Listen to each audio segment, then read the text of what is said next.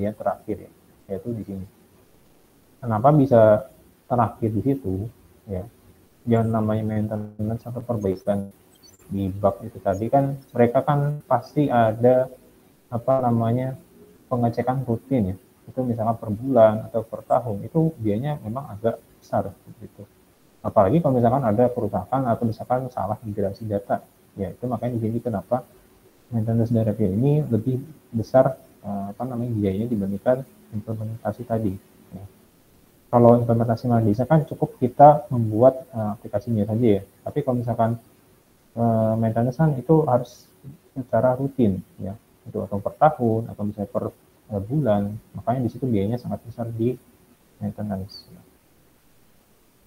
Makanya di sini untuk kurvanya memang agak sedikit ke atas ya, bagian maintenance dan review. Nah, setelah dari SDLC, baru kita bisa masuk contoh yang lain, yaitu namanya metode prototyping. Ya.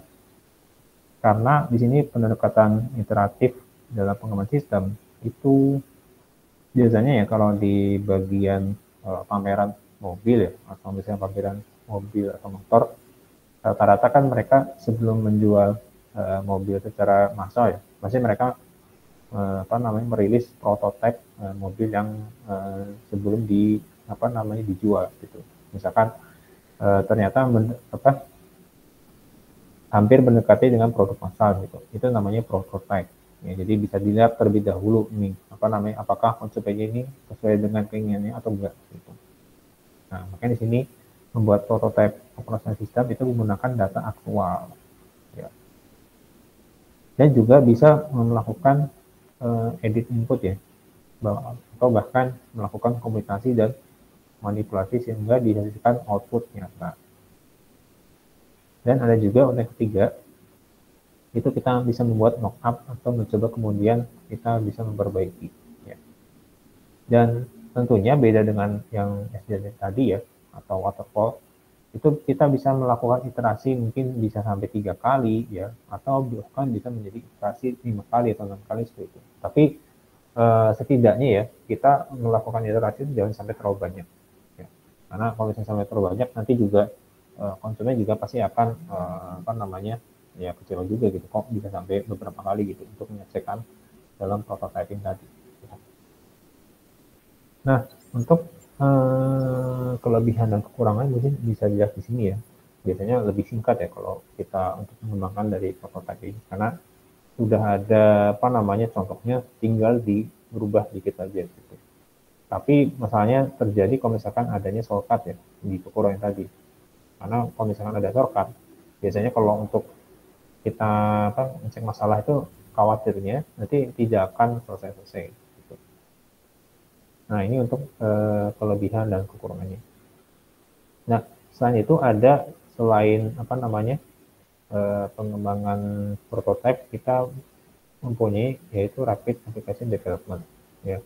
Jadi mungkin lebih mirip ke prototype tapi lebih apa namanya kita bisa melihat adanya pengembangan dalam analisis, desain dan construction. Ya. Nah ini bisa kita lihat contoh metode rapid application development ya. Jadi ada beberapa apa namanya modul ya kalau kita bisa mau mengembangkan dalam sistem tadi.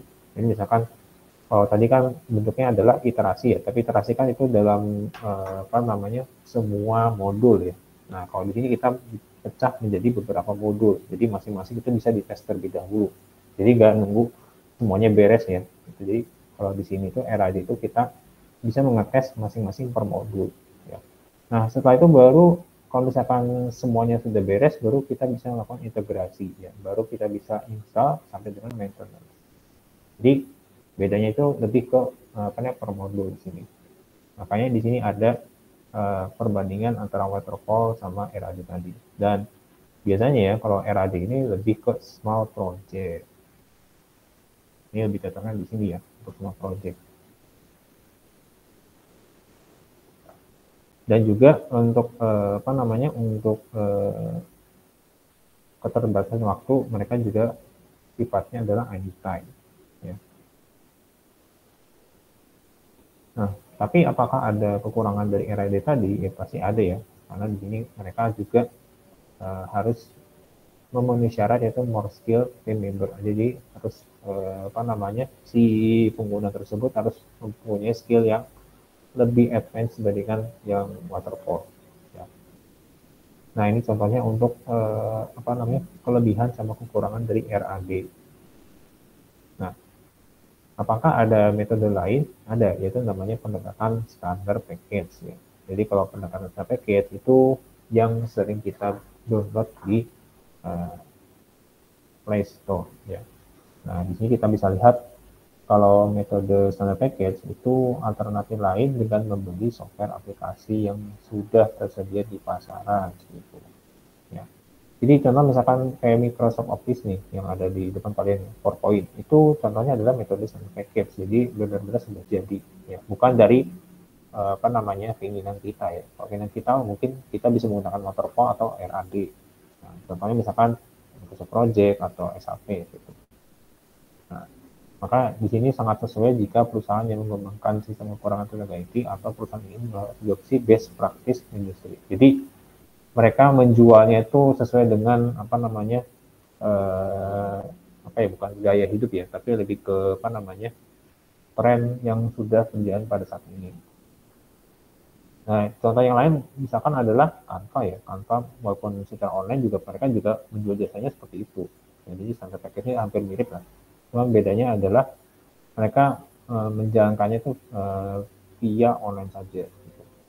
Nah, di sini makanya untuk metode standar package itu bisa kita lihat mungkin kalau pengetesannya itu mungkin berbulan-bulan ya, karena mereka juga melalui beberapa tahap mulai dari pengetesan, lalu desainnya sampai dengan final setupnya, lalu bisa sampai live post live tadi.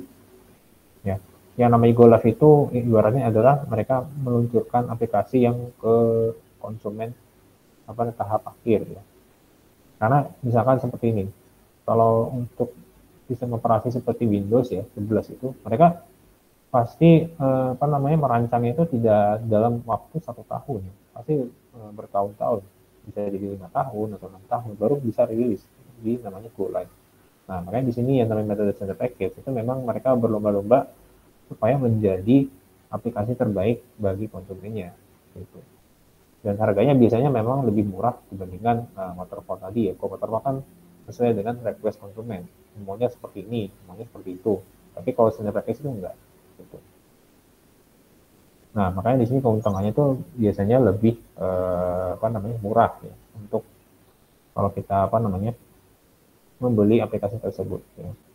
Dan tentunya kekurangannya itu memang harus tidak terjamin itu kalau tidak satu maintenance-nya tidak terjamin ya bagi vendor tadi. Kadang ada beberapa software atau aplikasi ya itu ternyata sudah di stop oleh si developernya karena mungkin misalkan bangkrut ya atau misalkan ternyata gabung ke perusahaan lain, maka aplikasi tersebut tidak di-update lagi gitu. Nah itu kekurangan dari metode standar package.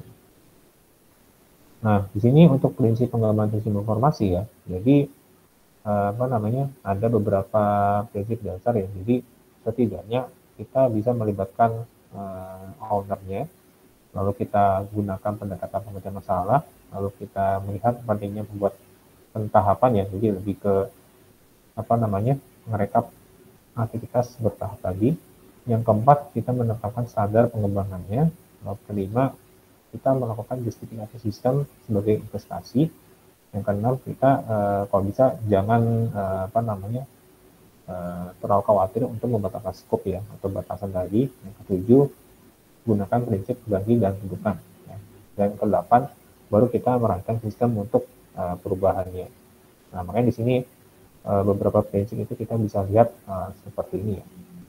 Jadi memang sangat banyak ya untuk di prinsip ini. Sampai ke tahap 8 ya. Tahap 8 ini baru rancang sistem untuk perubahan dan perubahan. Gitu. Dan setidaknya 8 prinsip ini harus kita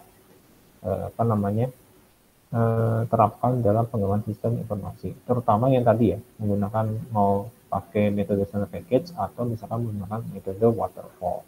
Ya.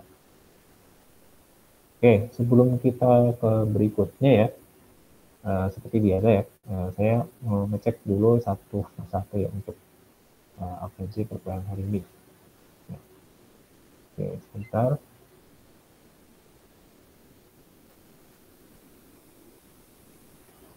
Oke, yang pertama Gus Pina ada?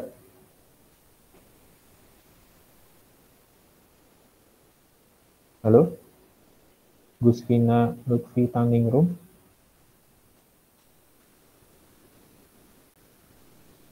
Nggak ada ya? Oke, berikutnya Syafira.